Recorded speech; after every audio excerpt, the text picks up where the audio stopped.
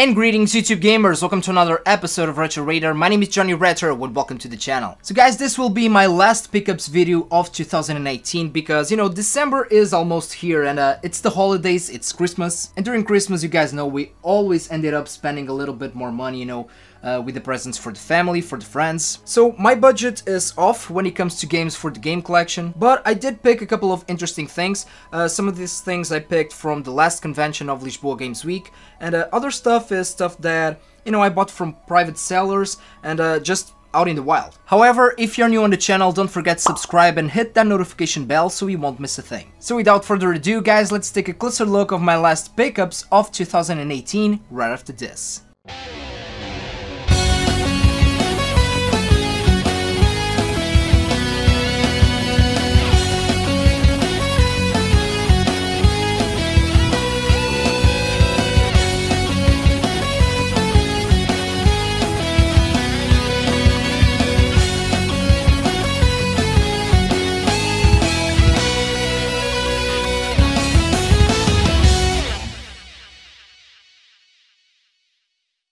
Okay, to start it out, I found this magazine in the wild, and this is a Portuguese gaming magazine called Protest. It sounds like protest, but I think it's Pro-Test. I really don't remember this one, but here it is. And we got some information here, you know, how to connect, you know, video game consoles and controllers. We also have price guides, so I really hope that you guys can see this. So right here we have some PlayStation material, right here in the corner. What else? We got some Super Nintendo stuff going around here in the bottom. And yeah, Mega Drive, Sega Saturn. And this was interesting right here. I mean, Philips CDI right here. And it also came with the second magazine, and this is a price guide from 1996. And it is not only video games. We got, you know, music material here. We got VHS, a lot of stuff. So, as you can see right here.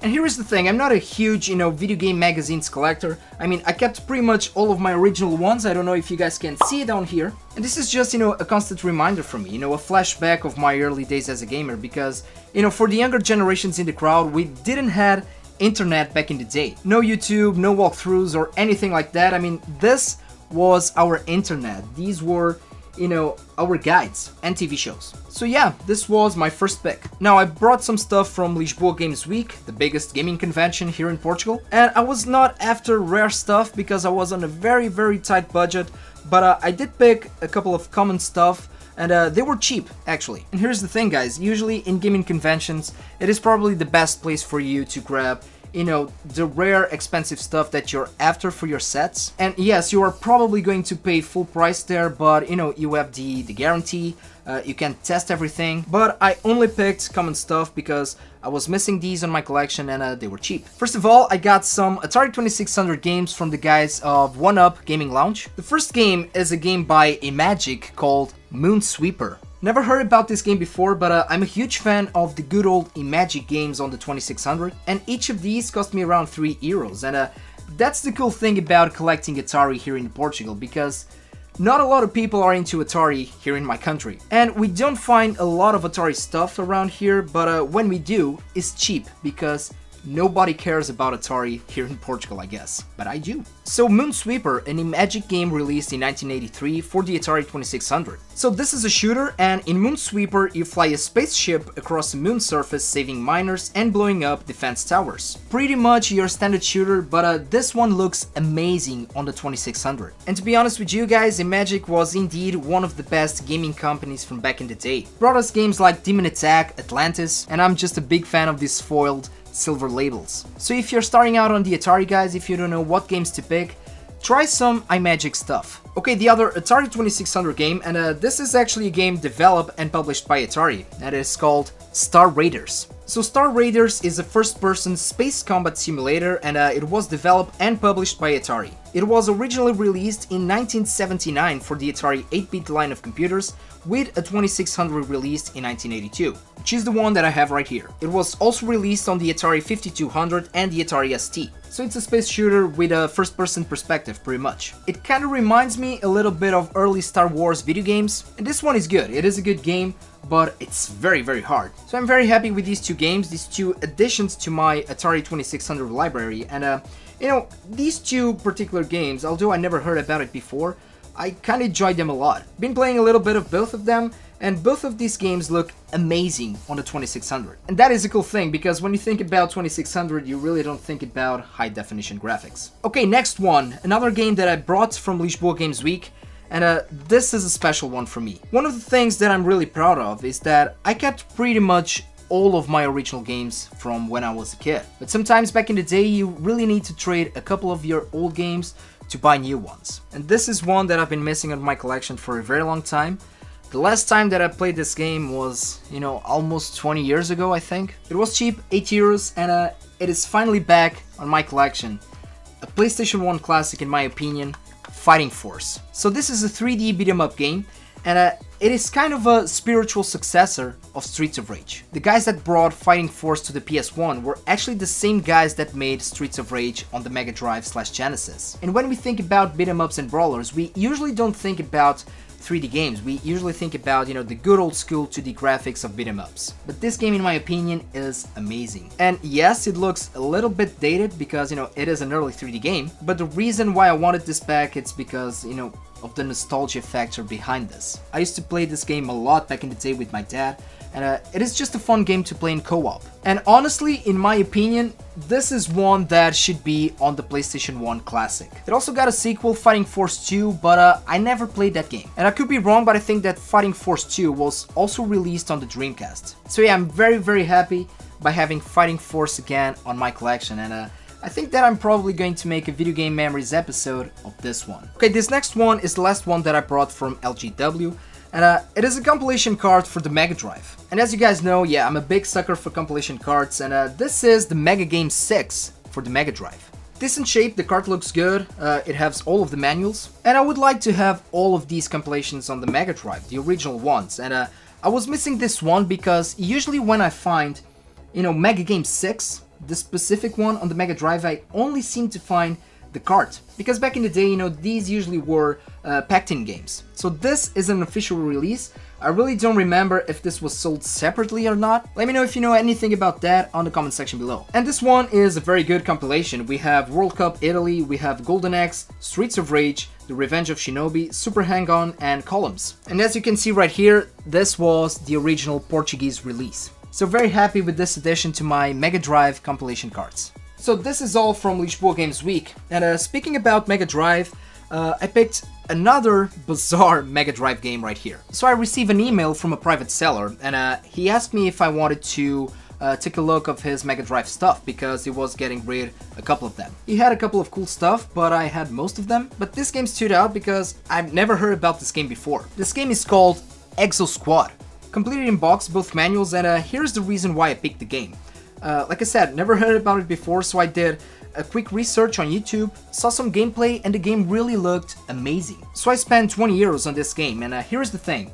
When it comes to Mega Drive, I usually buy bundles, and it is not very often that I spend 20 euros on a single game on the Mega Drive. Fortunately enough, it was a good price because I went to eBay, and yeah, this is a pricey game. So I received the game, played it, put some hours into it, and did I enjoy the game? Well, not very much. It is not a bad game, it is just a confusing game for me. So what is Exo Squad all about? So Exo Squad is a late release on the Mega Drive/Genesis. It was released in 1995, and it is based on an animated TV series under the same name. And what truly caught my attention is that this is a game that combines 3 different gameplay styles in one single game: shooters, side-scrolling platformers, and fighting games. The graphics on this game are incredible, and we do have some amazing good-looking animated cutscenes. So apparently this game seems to have all the ingredients that you need in order to make, you know, a fun, solid video game. But here is the reason why I didn't enjoy it very much. It has a very bad collision detection in the shooter levels, it is very hard to aim on the side-scrolling levels, and the movement on the fighting levels is very slow. So to sum it up, guys, it is definitely an original game, very different from the rest of the stuff that you see on the Mega Drive and the Genesis. A good concept, but very poor executed. Still nice to have in the collection, I love bizarre stuff like this. So yeah, Exo Squad on the Mega Drive. and if you find this on the wild, only pick it up if it is cheap. Okay, next we have a PlayStation 2 game, and this is the third part of one of the most amazing trilogies on the PlayStation 2. Prince of Persia: The Two Thrones. Now, first of all, this is the Platinum Edition, but the weird thing is that this is a white case, and I don't remember seeing white cases on PlayStation 2 games before. But I'm not complaining, I mean, it is what it is. Now, about this game, I did finish this game back in the day. I have the other two, but I never picked the Two Thrones, and I finished it through a friend that lent me the game back in the day. And here's the thing about the Prince of Persia franchise. First of all, I'm a huge fan of Prince of Persia. It is actually one of my favorite games from back in the day. You know, I played the original one in DOS, and it is also a series that it is always rebooting itself. But it does that in a very superb way, in my opinion. I actually have a review of the original Prince of Persia for the Super Nintendo, link of that video in the description box below. And this era of this amazing franchise, this trilogy on the PS2, is by far, in my opinion, the best. You know, the graphics were amazing at the time, the gameplay was solid, and it really feels like a Prince of Persia experience. So do yourselves a favor, guys, and please try it out, this amazing trilogy on the PS2. And the good thing is that you can find these all the time, and these are cheap games to get. Okay, let's put this on the side, and last but not least, let's talk about a couple of ZX Spectrum stuff that I picked. And here's the thing, guys, I know that I don't talk a lot about ZX Spectrum here on the channel, although it truly is one of my favorite systems to play and to collect for. You guys just wait for a game room tour because, you know, I have a lot of ZX Spectrum stuff. But the reason why I don't talk a lot about ZX Spectrum is because, you know, I don't have memories with this system. You know, this system was released, you know, before I was even born. But pretty much like the Atari 2600, I look at these systems as, you know, encyclopedias. These are, you know, history lessons for me. That is the reason why I really like to collect for these really old school systems. Now, first of all, this is a game, Garfield Big Fat Hairy Deal. And the tape works, thank God. Never played this one before, it really looks like a fun game on the ZX Spectrum. And I could be wrong, but I think that we got a couple of Garfield games on the ZX Spectrum. Again, I could be wrong about that. But this is a fun one, and who doesn't like Garfield? Last but not least, I got some software, some test tape, and some software starter pack. So this is one that I didn't have. It looks original, and these usually would be, you know, the cassette tapes that would come with the computer. And it says right here, presentation program. And another one right here, this is a test tape again. It is original, as you guys can see, here on the side. And let me show you the cassette tape, the Sinclair test tape. Now I explored these two a little bit. This one, I heard about it before, I knew what it was, but I was missing. And this one, I popped it out on the system, and it has some games on it. These are like, you know, Minesweeper games, stuff like that. And am I ever going to use these again? Well, no. But it is just fun to have them on the ZX Spectrum family, the ZX Spectrum collection. And, you know, these work, so it is also good to preserve this type of software, because cassette tape guys are not very reliable. And there you go, guys, these were my last pickups of 2018, and please let me know on the comment section below what recent pickups did you guys add to your collections lately. And I know that it is still a little bit early for that, but let me know down below about your wish list for Christmas. And as always, guys, thank you so much for watching. Don't forget to put a like on this video, please subscribe to the channel, and take care of yourselves, take care of the gaming community, and game a lot.